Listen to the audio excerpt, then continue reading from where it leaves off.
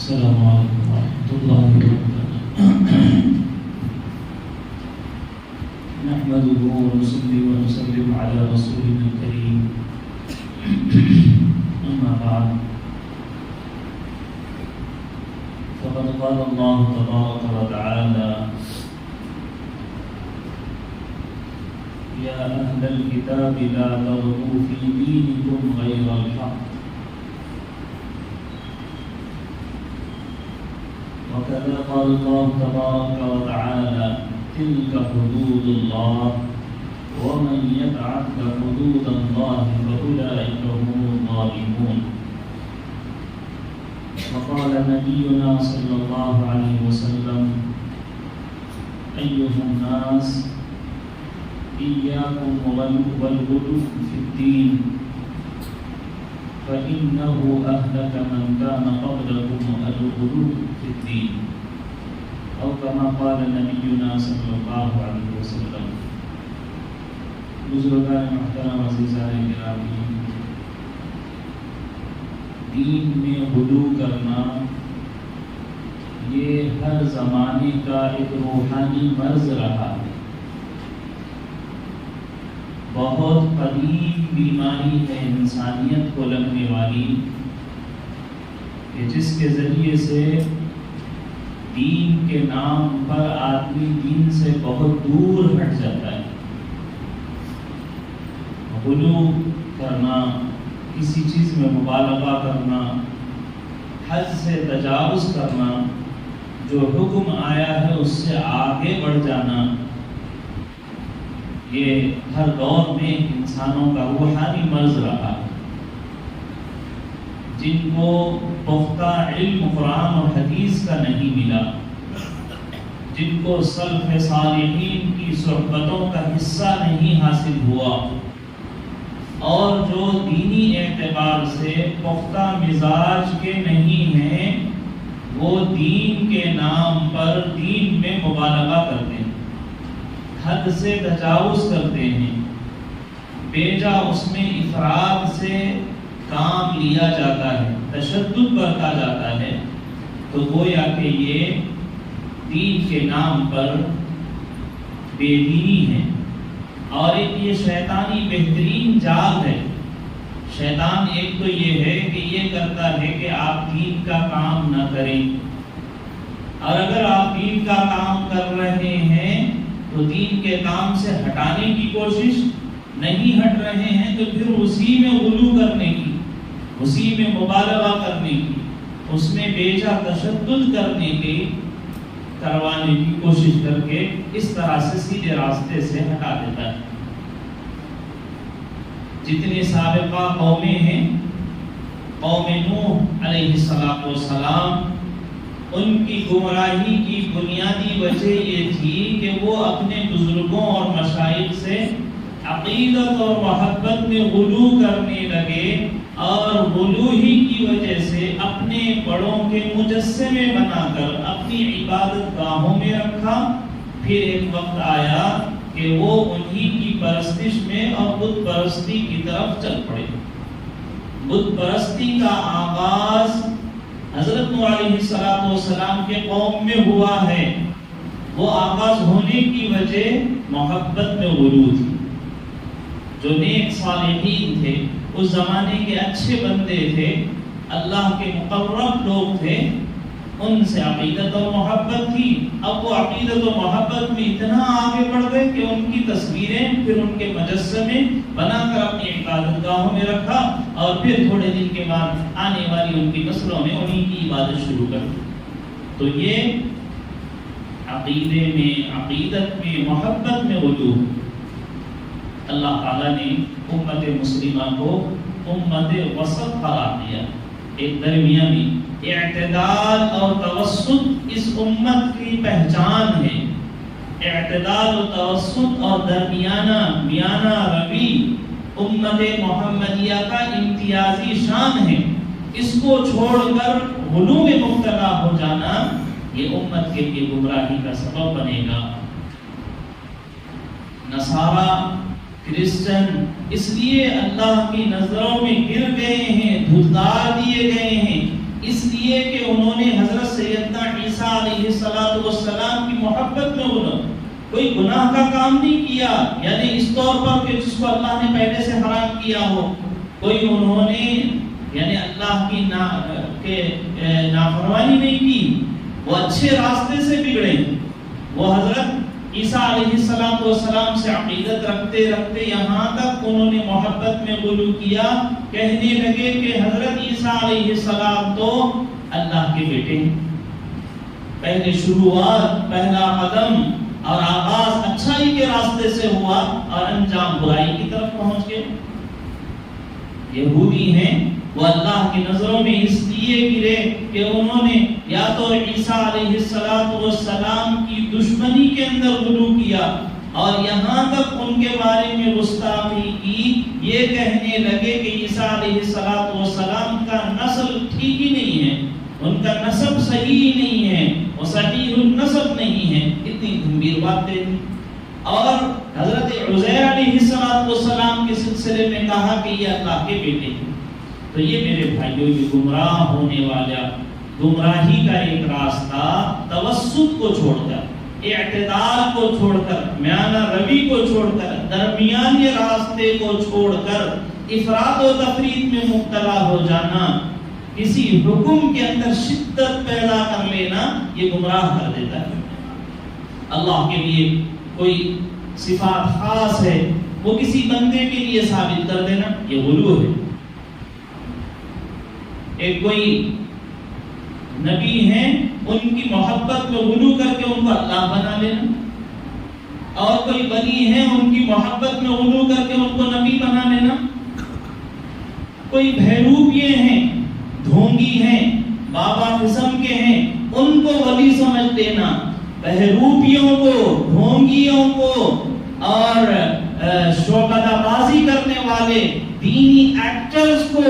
ولی سمجھ لینا، ولیوں کو نبی سمجھ لینا، نبیوں کو خدا سمجھ لینا، یہ دین کے اندر غلو ہے اور گمراہی ہے جس پر قرآن شریف نے روک لگائی۔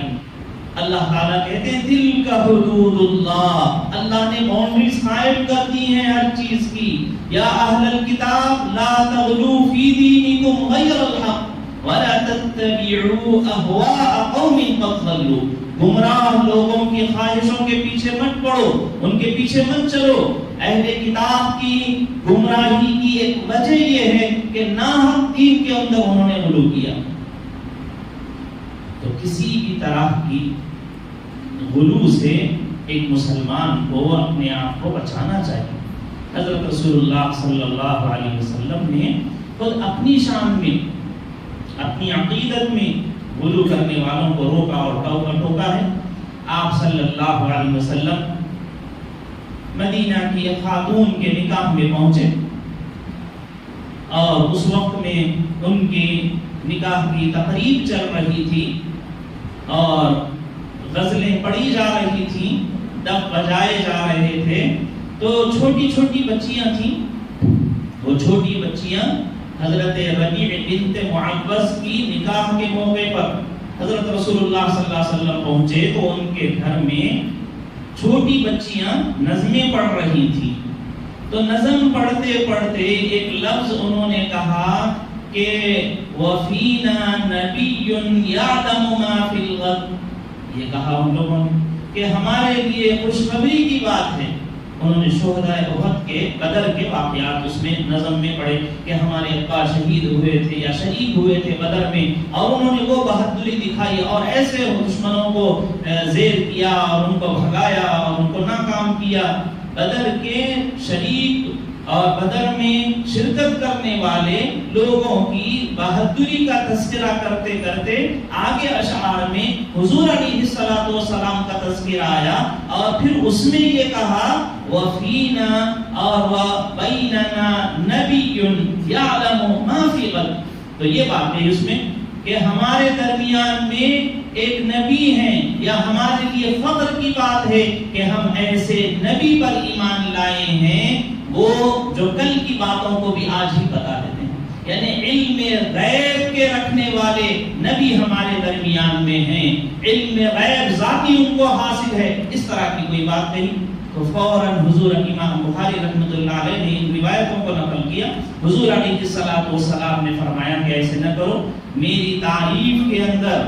غلو نہ کرو۔ ایک دوسری حدیث میں آپ نے فرمایا میری تعریف میں ایسے غلو نہ کرو جیسے نصارہ حضرت عیسیٰ بن مریم کے تعریف میں غلو کیا کرتے تھے اور حضرت عیسیٰ علیہ السلام کو اللہ کا جز بنا دیا، اللہ کا بیٹا بنا دیا۔ تم کہیں مجھے میری تعریف میں اللہ مجھے نہ کہو، میری تعریف میں مجھے اللہ کی طرح نہ کہو، مجھے اللہ کا بیٹا نہ کہو، اللہ کا جز نہ کہو۔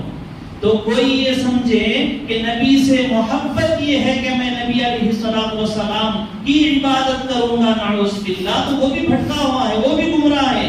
کوئی قبلے کی طرف رخ کر کے نماز پڑھنے کے بجائے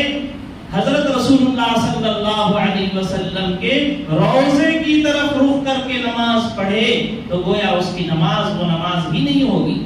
یہ دین میں غلو ہو جائے گا۔ تو نبی علیہ السلام نے اپنی تعریف میں غلو کرنے سے منع فرمایا، نبی علیہ السلام نے اپنے اوصاف کے بیان میں غلو سے منع فرمایا۔ آپ حیرت کریں گے حضرت رسول اللہ صلی اللہ علیہ وسلم کے بیٹے حضرت ابراہیم کا انتقال ہوا۔ انتقال کے وقت میں کیسے ایک والد کو ایک نوجوان بچے کے انتقال کے وقت میں کیسی کیفیت ہوتی ہے، آپ غم سے ڈھال ہیں، آنکھوں سے آنسو بہ رہے ہیں، ایسے وقت میں ہمت دلانے والے، تعزیت کے الفاظ بولنے والے صحابہ میں سے کسی نے یہ کہا کہ اللہ کے رسول حضرت ابراہیم رضی اللہ تعالیٰ عنہ کے انتقال کا ایسا دکھ انسانوں کو تو کیا کائنات کو ہوا ہے کہ آج سورج کو گرہن لگ گیا۔ جس دن حضرت ابراہیم رضی اللہ تعالیٰ عنہ کی وفات ہوئی اس دن سورج گرہن ہوا تھا، سورج کو گرہن لگ گیا تھا۔ تو صحابہ میں سے کسی نے کہا کہ ابراہیم رضی اللہ تعالیٰ عنہ کی انتقال کی وجہ سے، آپ کی وفات کی وجہ سے یہ سورج گرہن ہوا، سورج کو گرہن اس لیے لگا۔ تو حضور علیہ السلام نے باوجود یہ کہ گھر میں جنازہ ہے، آنکھوں میں آنسو ہے، دل میں تکلیف ہے، لیکن امت غلو کی طرف جا رہی ہے، مبالغہ کر رہی ہے، حد سے تجاوز کر رہی ہے، شریعت سے آگے بڑھ جا رہی ہے، تو آپ صلی اللہ علیہ وسلم نے فرمایا ان الشمس والقمر لا يخسفان لا لموت احد ولا لحیاته، کہ یہ جو سورج اور چاند ہے یہ کبھی ان کو سورج گرہن نہیں لگتا، سورج کو اور چاند کو گرہن نہیں لگتا، نہ کسی کی موت سے نہ کسی کی حیات سے، یہ اللہ کی نشانیاں ہیں۔ اللہ جب تک اس سے روشنی دینا چاہتے ہیں ان کو روشن رکھتے ہیں، اور جس وقت اللہ چاہتے ہیں ان کو بے نور کر دیتے ہیں۔ تو نبی علیہ السلام نے اپنے بچے کے شان میں تعریف میں مبالغہ کرنے پر بھی امت کو روک دیا۔ تو میرے بھائیوں، نہ تو عقیدوں کے اندر غلو ہونا چاہیے، نہ تو عبادتوں کے اندر غلو ہونا چاہیے۔ کوئی عبادت سنت ہے،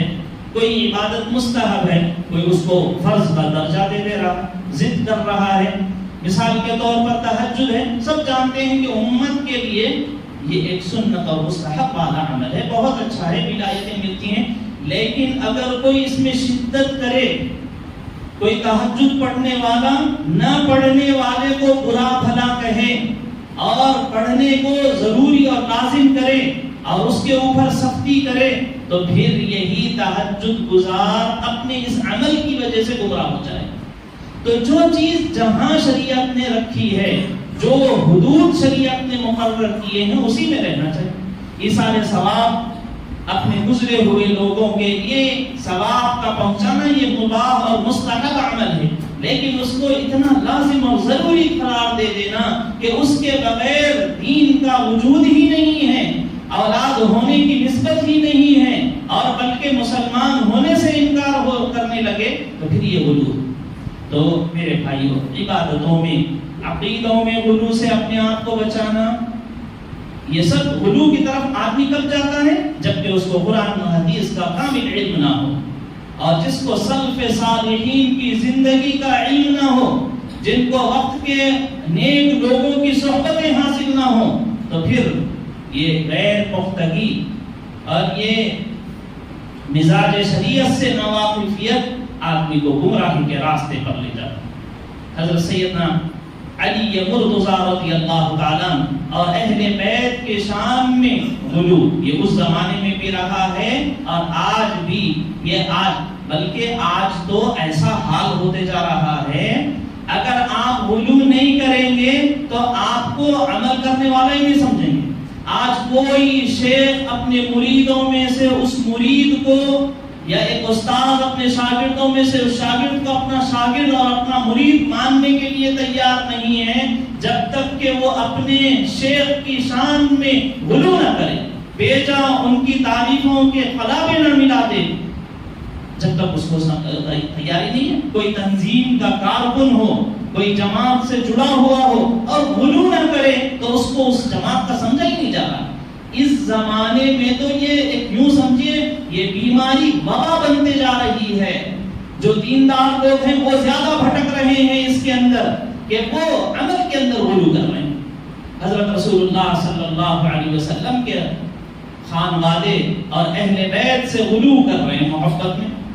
اہل سنت والجماعت کا عقیدہ صاف ستھرا ہے، سیدھا ہے، وہ یہ کہ انبیاء علیہ السلام معصوم ہیں، ان کے علاوہ کوئی معصوم نہیں ہے، لیکن مسلمانوں میں ہی جو اہل بیت سے محبت رکھنے والے ہیں، حضرت سیدنا علی مرتضیٰ رضی اللہ تعالیٰ عنہ سے محبت رکھنے والے ہیں، وہ اس غلو کی طرف جا رہے ہیں کہ ان کو بھی معصوم سمجھ رہے ہیں۔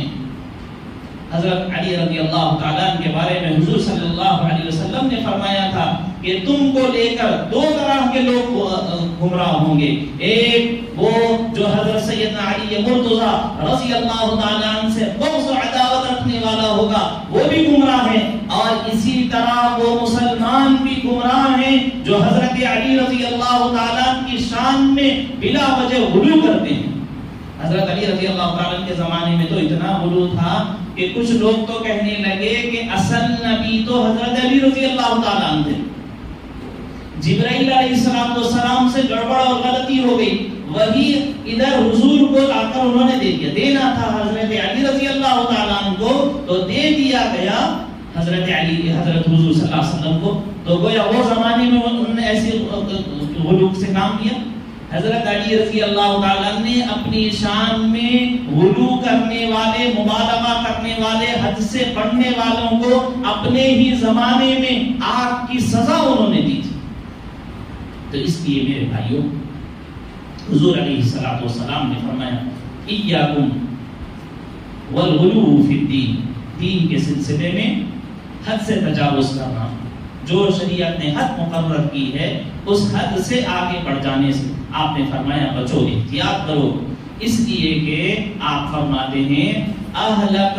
من کان قبلکم الغلو فی الدین، پچھلے زمانے میں بہت سارے لوگوں کی گمراہی کا وجہ وہ دین کے اندر، شریعت کے اندر، وہ احکام کے اندر غلو تھا۔ پچھلی قومیں گمراہ ہوئی ہیں، یہود گمراہ ہوئے، نصارہ گمراہ ہوئے، قوم نوح گمراہ ہوئی ہے، وہ سب اس وجہ سے ہوئے کہ وہ